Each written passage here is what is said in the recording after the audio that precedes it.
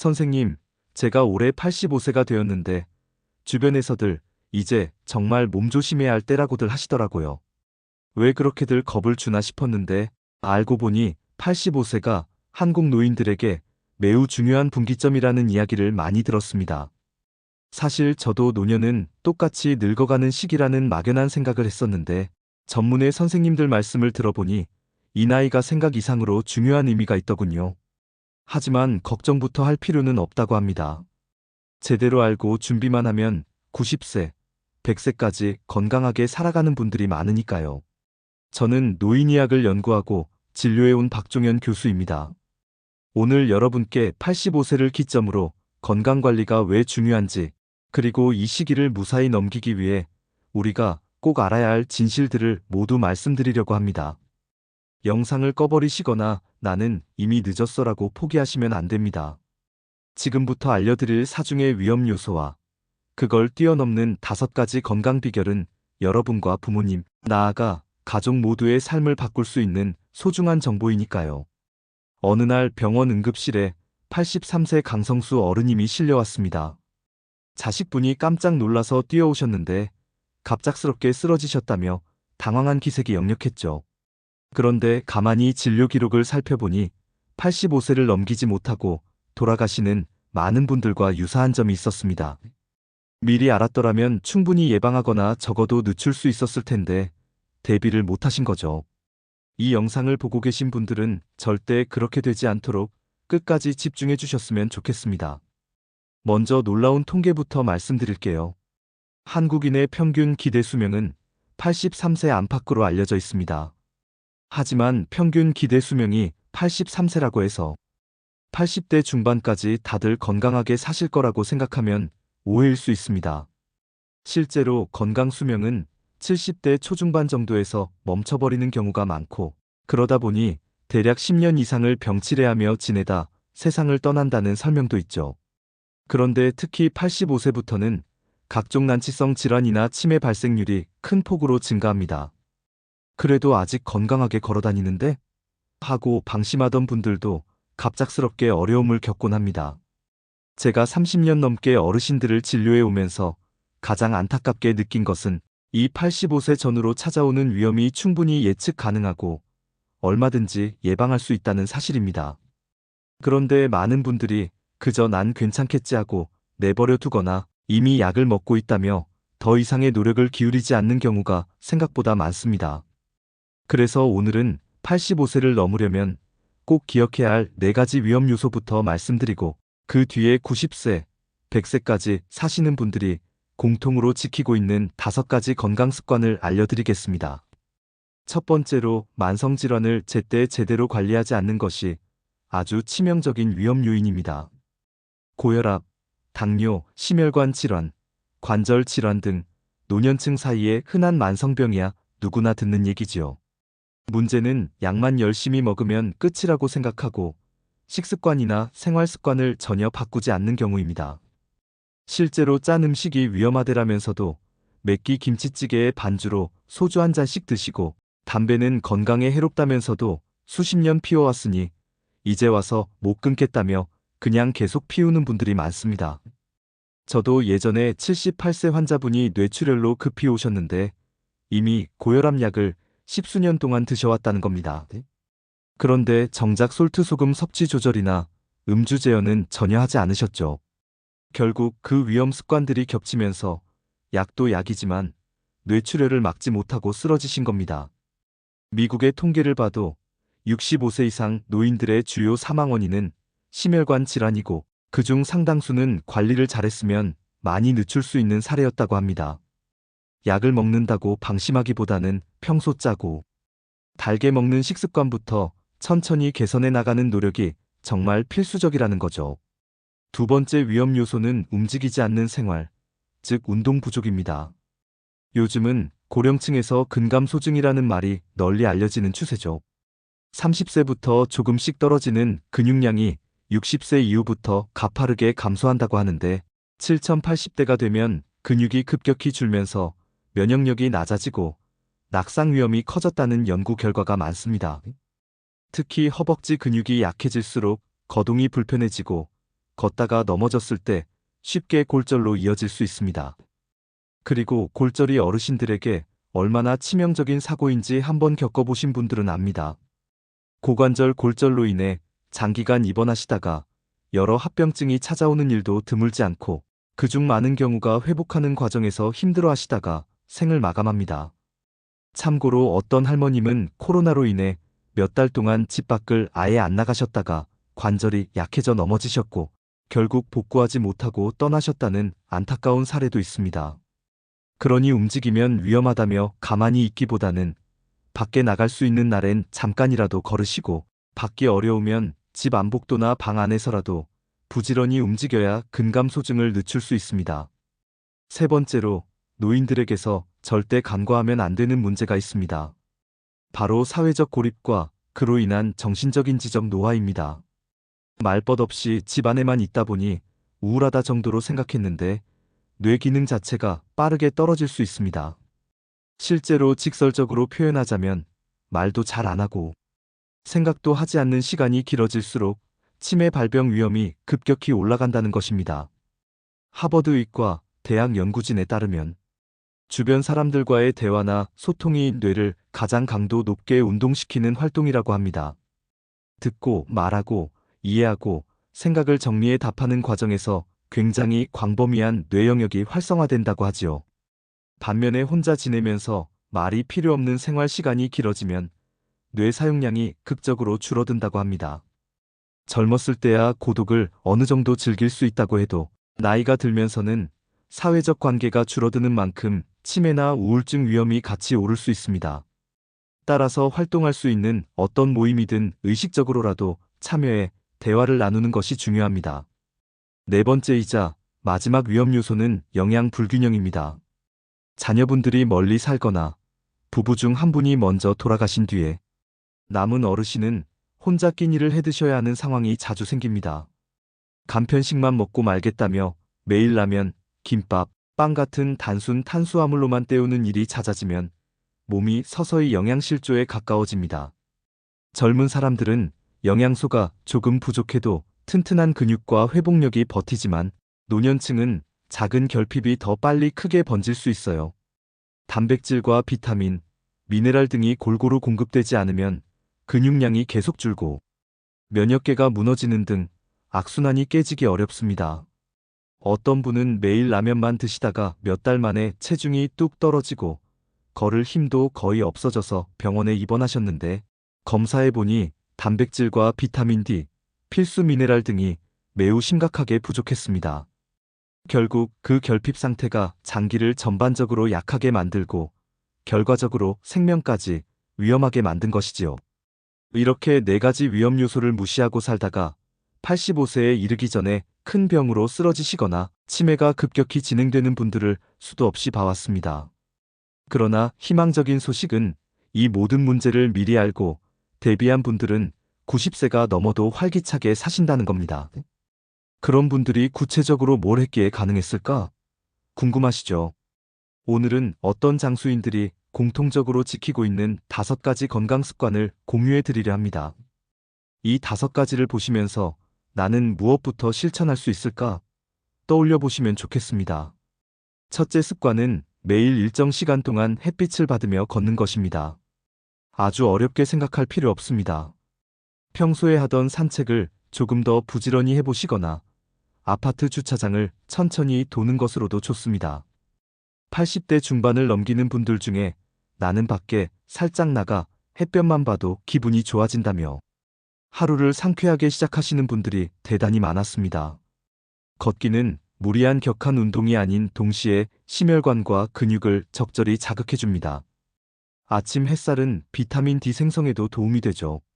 날씨가 굳으면 집 안복도나 근처 실내에서 10분에서 20분 정도 걸으셔도 충분히 효과가 있습니다. 둘째 습관은 국이나 반찬량은 다소 줄이더라도 단백질만큼은 꼭 챙기는 식사 방법입니다.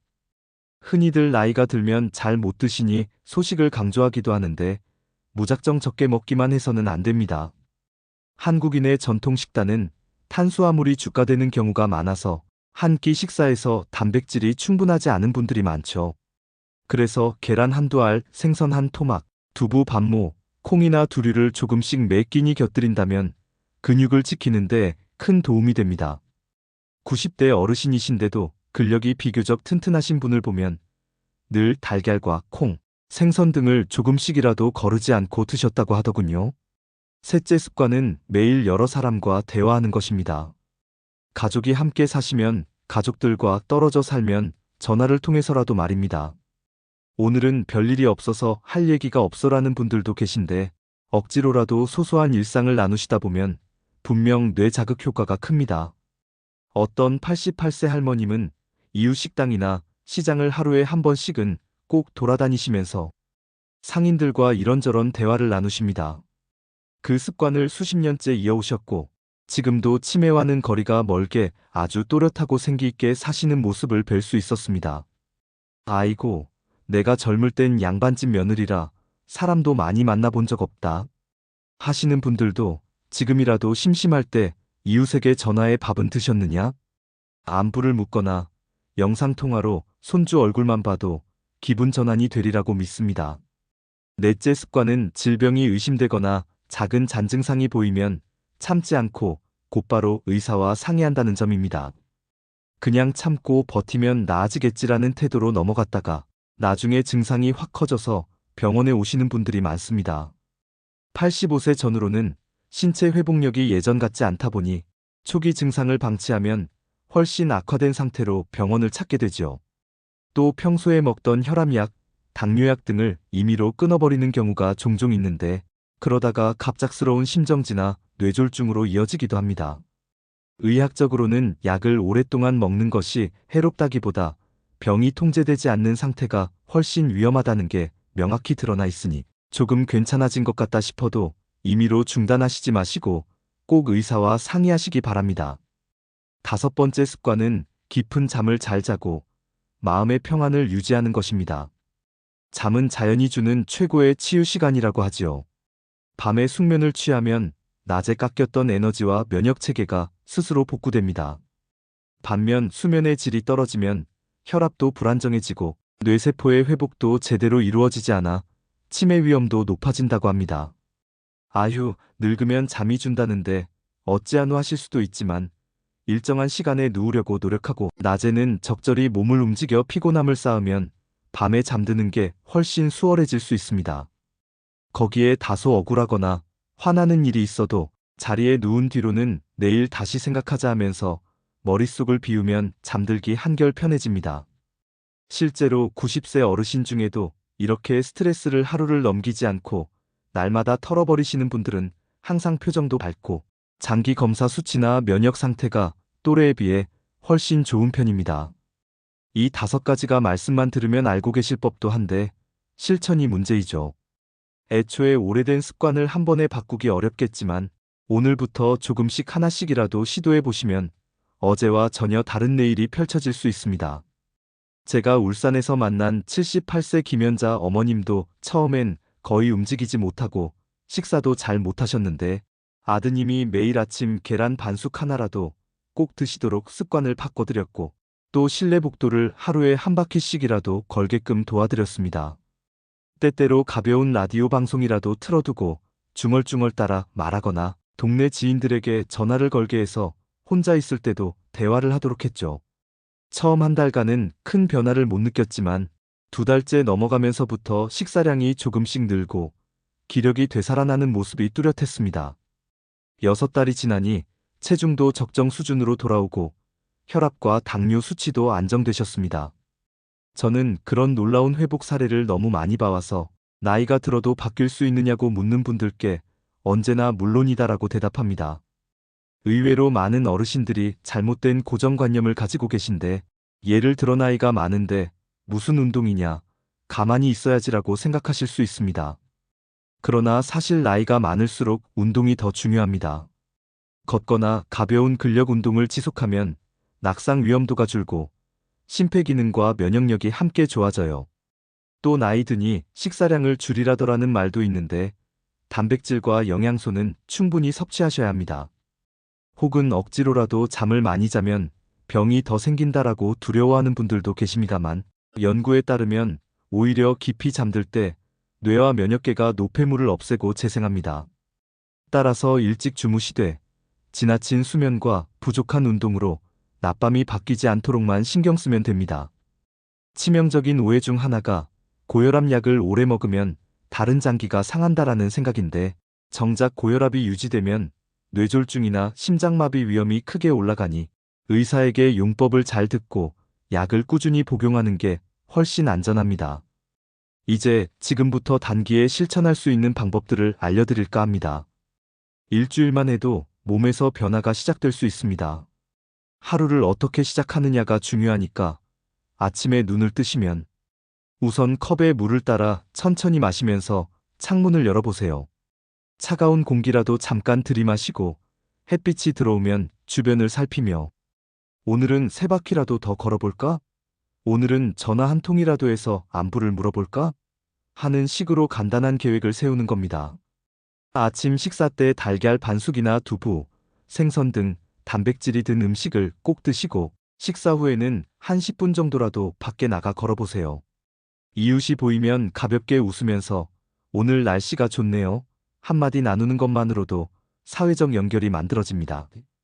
점심에는 가능한 채소와 단백질을 조금 더 챙겨보세요. 생선구이나 콩요리, 두부 요리를 짧게라도 준비해 보시면 어떨까요? 꼭 본인이 직접 요리하기 어렵다면 자녀나 지인이 알려준 간단한 조리법만 익혀도 쉽게 따라할 수 있습니다. 오후에는 주변 경로당이나 복지관 프로그램이 열려 있을 수도 있으니 조금씩 관심을 두고 참여해 보는 것을 권합니다. 만일 외출이 어렵다면 통화나 영상통화로 지인과 수다를 떨어도 좋습니다. 저녁 식사 뒤에는 몸을 조금 풀어주는 가벼운 스트레칭이나 기지개처럼 근육을 사용하는 시간을 가져보고 하루 동안 감사했던 일이나 즐거웠던 일을 떠올리며 그래도 오늘 하루 무사히 잘 마쳤다 하는 마음으로 편안히 주무시면 됩니다. 계절에 따라서 주의할 점도 있습니다. 봄에는 미세먼지가 많아 바깥 나오기 힘들 때가 있으니 공기가 나쁜 날은 실내에서 걷고 환기는 최소한으로 하면서 공기청정기를 곁들이면 좋고요. 여름엔 더위와 탈수가 가장 무섭습니다. 갈증 느끼기 전에 조금씩 물을 마시고 가장 더운 한낮에는 절대 밖으로 나가지 않아야 합니다. 가을에는 날이 선선해지니 근육 키우기 좋은 시기라서 조금씩 근력 운동과 단백질 섭취량을 늘려주시면 겨울을 건강하게 이겨낼 수 있습니다. 겨울에는 빙판길 조심이 최우선이죠. 걸을 때 보호자 손을 잡거나 지팡이를 짚고 미끄럼 방지 신발을 꼭 신으셔야 하며 눈이나 비가 온 날은 굳이 밖에 나가지 않고 실내에서 운동을 대체하시는 편이 안전합니다. 부모님을 모시고 있는 자녀분들은 어떻게 도와드리면 좋을까요? 첫째, 매일 안부 전화를 드리고 혼자 계신다면 하루에 한 번이라도 더 안전 여부를 확인하세요. 둘째, 한 달에 한 번은 꼭 병원에 동행해 주시길 권장합니다. 부모님은 의사 설명이 복잡하면 놓칠 수 있으니 함께 듣고 들어주시면 큰 도움이 됩니다. 셋째, 가능하시다면 주말에 한 번 정도라도 부모님과 함께 가벼운 산책이나 수영 같은 운동을 하시면 혼자 하는 것보다 훨씬 꾸준히 지속할 수 있습니다.